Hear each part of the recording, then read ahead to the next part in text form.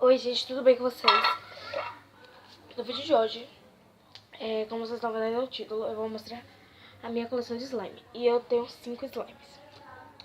A primeira slime é essa slime azul. Olha.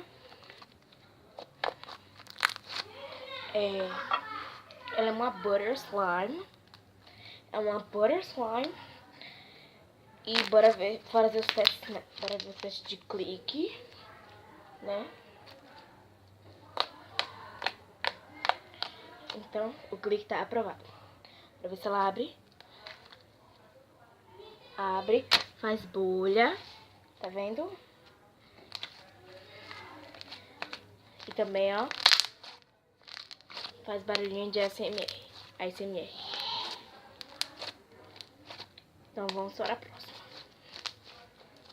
A próxima, essa é muito pequenininha. Ela é uma crunch slime e ela tem poucas bolinhas de isopor, tá? Ela é uma crunch slime, tá? E olha como ela é. Ela é clique. Ela abre. Ó.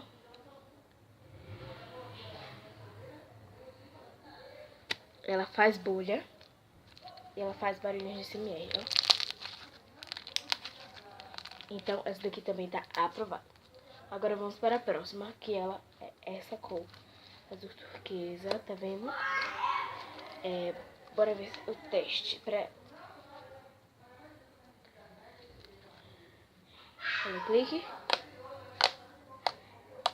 Ela é clique. Ela abre. Abre. Faz bolha. Faz.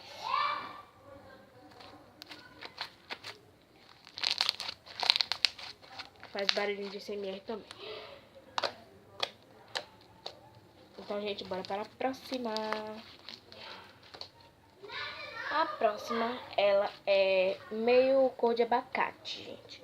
Porque a cor dela eu misturei, tá? A cor dela, tá bom? Então, vamos mostrar ela. Para fazer o teste dela.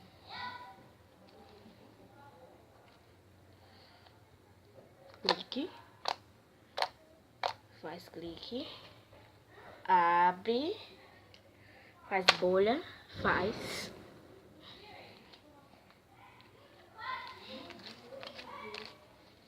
Faz barulhinho de ASMR.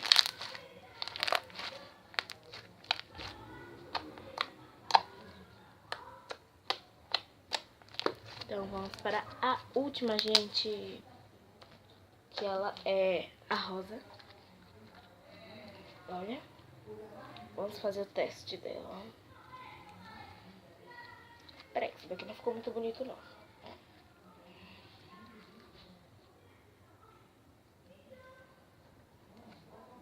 Clique.